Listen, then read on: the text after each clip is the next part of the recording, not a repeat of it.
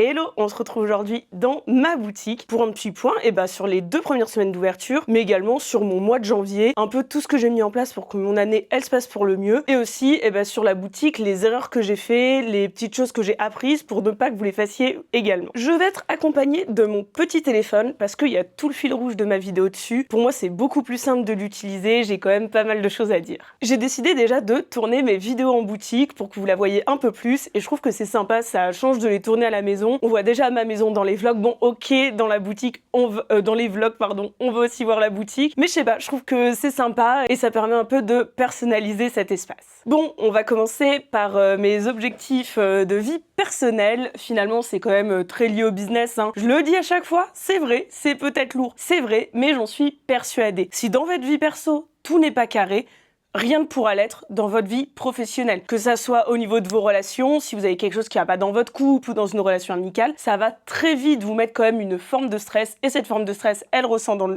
le boulot. Et inversement, si dans votre boulot, vous avez une source de stress, ça va forcément entacher vos relations humaines. Je pense que c'est encore plus vrai quand on est indépendant, et c'est pour ça que j'essaye, moi, de me fixer des règles, des objectifs pour cadrer tout ça et me sentir mieux dans les deux. Ce que je vais faire, c'est que je vais vous parler des objectifs pro-perso, et après, on va faire la boutique. Déjà, en premier lieu, moi j'ai un objectif qui est sportif. Ça peut paraître archi bateau dit comme ça, objectif de nouvelle année, se remettre au sport et tout. Alors pas forcément, parce que j'ai jamais arrêté le sport. Je suis quand même assez sportive. Il y a beaucoup de jours où je passe chez moi sans rien faire, on va pas se mentir. Mais en général, je bouge. Je vais souvent faire des stages de sport l'été. Je monte quand même de temps en temps au moins 1 fois par mois, voire 2 fois par mois à cheval. Avant c'était beaucoup plus, je suis d'accord. Mais voilà, je fais aussi de la rando, des choses comme ça. Donc là, mon objectif, ça va être de me remettre dans le bain, quitte à faire des petites séances un peu type crossfit à la maison, déjà pour moins subir cet été si je refais un stage de crossfit, et également pour me donner des objectifs un tout petit peu plus haut au niveau de la rando. Je sais que je peux marcher 15-16 km sans fatiguer, sans une seule courbature. J'aimerais bien essayer de passer la barre des 20-25. Là, pour relier cet objectif au professionnel, en fait tout simplement ça m'oblige à couper, parce que quand on randonne, on ne peut pas regarder son téléphone, on ne peut pas être focus sur ses mails, et ça fait vraiment vite tête. Deuxième gros point de ma nouvelle année, ça semble bête mais c'est vraiment un point important pour moi, j'ai changé mon format d'agenda. J'ai enfin quitté l'agenda papier que j'utilisais depuis très longtemps. Même si je mettais des rappels sur mon téléphone pour des rendez-vous pro, j'avais toutes mes actions du jour, une forme de to-do, parfois très redondante, avec limite même manger ou des choses ou aller faire mon sport, des choses comme ça. Et c'était très encombrant. En fait, c'était encombrant mentalement, mais aussi physiquement, tout simplement, parce que cet agenda, il était énorme. Il était un mélange de mes objectifs pro et de mes objectifs perso. C'était pas facile du tout. J'ai décidé de tout condenser sur mon téléphone, sur l'application Notion, avec du coup plusieurs options dessus. En fait, ça va être des petites fiches qui sont journalières sur l'intégralité des missions que je dois réaliser dans ma journée, et je peux les dispatcher d'un moment à l'autre. Dans le reste de mes points, j'ai sur mes réseaux sociaux énormément amélioré le sens de mes vidéos. Je fais des vidéos sympas, c'est bien cool, mais souvent je fais des vidéos assez vides de sens. J'aurais pu faire cette vidéo débrief sans vous parler de prendre les erreurs que j'ai fait pour les réadapter et pour ne pas les faire. Donc ça, c'est vraiment quelque chose que je veux changer, que ça soit dans mes formats longs, je veux pouvoir qu'ils vous soient utiles, mais également dans mes formats courts. Quand je vais faire des formats courts, au lieu de mettre juste mon look du jour par exemple, je vais commencer un peu à parler des pièces que je porte. D'ailleurs aujourd'hui je porte un haut des années 40-50. Second point, dans mes trucs vraiment perso-pro qui sont très liés, c'est que je découvre le travail en équipe. Je n'ai jamais bossé en équipe de ma vie. J'ai toujours bossé solo ou j'ai toujours l'idée des équipes, et là me retrouver dans un travail en équipe, ça change vraiment ma perspective des choses, parce que c'est très différent. Je peux pas, sur un coup de tête, moi en plus je suis assez speed souvent, je peux pas prendre mon idée, faire mon idée, exécuter mon idée et attendre l'accord de personne comme je le faisais d'habitude, ou quand c'est moi qui lead dans les équipes ou les clients me prennent, je leur donne directement des consignes et elles sont appliquées. Là, je ne peux pas le faire. Il y a souvent discussion, il y a plusieurs strates. C'est un peu compliqué parfois, c'est un peu compliqué pour mon ego, mais je trouve que c'est très intéressant businessment et personnellement parlant. Ensuite, il y a une histoire de changement de rythme global. C'est aussi pour ça que je mets le sport dedans et que j'essaye de me créer de nouveaux objectifs. Normalement, comme je vous disais, je pouvais déjà faire mon sport comme je voulais, m'organiser comme je voulais, partir dans le sud quand je voulais, aller monter à cheval quand je voulais. Et bah maintenant, qui dit boutique, c'est très bien, ça va nous faire la transition sur après la boutique. dit tout ça, je ne peux plus. Donc ça veut dire que je ne peux plus me fixer par exemple 3 jours où je suis dans ma grotte,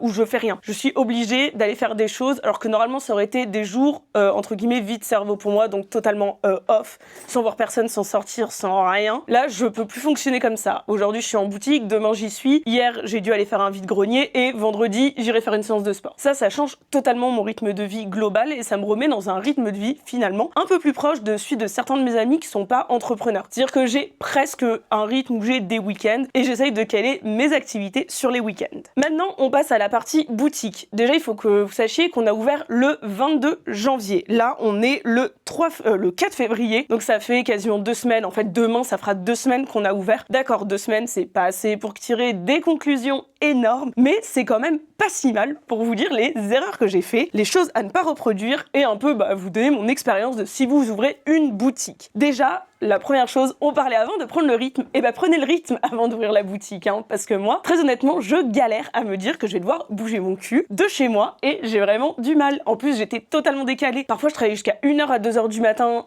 en ce moment. Je me levais à 9-10h, j'allais faire des séances de sport à 15h de l'après-midi. Et là, il n'y a plus tout ça. Donc vraiment, je vous conseille de, peut-être un petit mois avant, essayer de vous imposer un certain rythme parce que j'avoue que je galère. Clairement. Après, prévoyez un stock assez large. C'est pas comme un pop-up où vous avez une date de fin. Là, vous devez restock, restock, restock. Moi, dès le début, je suis partie avec un énorme handicap dans la boutique, qui a handicap mon CA, qui handicape maintenant mon stress. C'est le fait que je n'avais pas assez de stock. Les gens avec qui je travaille ont quasiment le double de stock de moi, et c'est ma faute. Donc, j'occupe moins de portants. Par A plus B, je fais moins de CA. Voilà, il n'y a rien à dire de plus. J'essaye de rattraper cette erreur, mais ça me met quand même une sorte de pression. Là, par exemple, j'hésitais, est-ce que je vais restock des jupes, est-ce que je vais restock ça? Et forcément, qui dit aussi moins de vêtements en boutique, j'ai moins de recul pour voir ce qui plaît aux gens. Aussi, n'achetez pas en amont trop de décoration pour la boutique. Déjà, peut-être vous trouverez qu'il y en a trop. Et également, parfois, les murs, on ne peut pas les mettre. Vous allez voir, il y a plein de petites choses qui vont faire que ça va pas se passer comme prévu. Et moi, je voulais acheter des décorations, plein de trucs pour mettre les œuvres et tout. On m'a dit de ne pas le faire, et grand merci. J'ai écouté les gens qui m'ont dit de ne pas le faire, sinon ça m'aurait fait des frais inutiles. Et je pense que la mise en place, comme je disais, c'est pas un pop-up, vous n'avez pas de date butoir, donc la mise en place, elle va vraiment se faire sur la durée. Également, dans les choses à ne pas fixer, à ne pas trop prévoir, ne prévoyez pas de date d'ouverture juste à l'ouverture. C'est un conseil qu'on m'a donné et j'ai bien fait de l'écouter, on a bien fait de l'écouter en général, parce que moi j'aurais eu tendance à faire une soirée d'ouverture directement et finalement, on n'est pas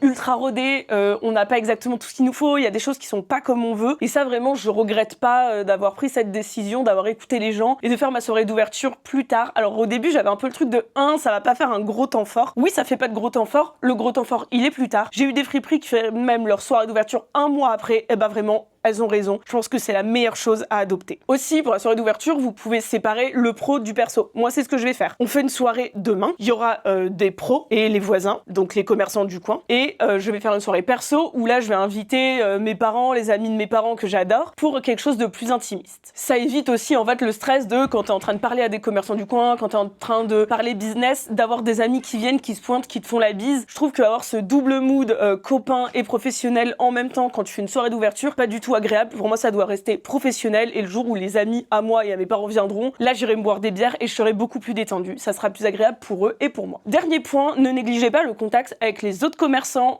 Pour moi, c'était déjà important dans mon ancien métier quand j'étais à la librairie des Alpes, et j'hésitais un peu, je me disais est-ce que ici je vais autant vouloir entretenir ce truc là de contact entre commerçants? Et ouais, le bouche-oreille c'est trop important. Les réseaux, les métriques c'est beau, mais ce qui marche sur le terrain c'est ça le plus important. Par exemple, je suis devenue amie avec le bar en face qui s'appelle La Limite. D'ailleurs, si vous êtes dans le 20e arrondissement, je vous recommande grave ce bar, il est trop bien, petite ambiance rock et tout. Et quand ils auront leur terrasse qui sera de notre côté, on va collaborer avec eux de sorte à ce que nos clients puissent se poser dehors. Donc vraiment, les réseaux c'est bien beau, mais un exemple très bête, La Limite, ils n'ont pas de réseaux sociaux, donc j'aurais même pas pu leur faire un petit MP et tout. Je suis allée les voir directement, ça a matché et ça c'est grave cool. Pensez aux bouche à oreille et éloignez-vous un peu parfois des réseaux sociaux. Et écoutez, c'est une fin de vidéo, je sais pas si j'ai perdu ma vue ou quoi, mais normalement je vois combien de temps ça dure, c'est peut-être que je suis fatiguée un peu. Je ne vois pas combien de temps j'ai parlé, donc j'espère qu'elle sera pas trop longue, pas trop courte. Bref, désolé mon monteur pour toutes les fois où j'ai bafouillé, peut-être que tu couperas cette phrase, c'est pas grave, sinon laisse-la, ça me fait plaisir. Bref, des bisous, à très vite, je vais aussi vous faire un vlog 20 jours en boutique. Donc sur ce, je récupère ma cam et je vais vlogger.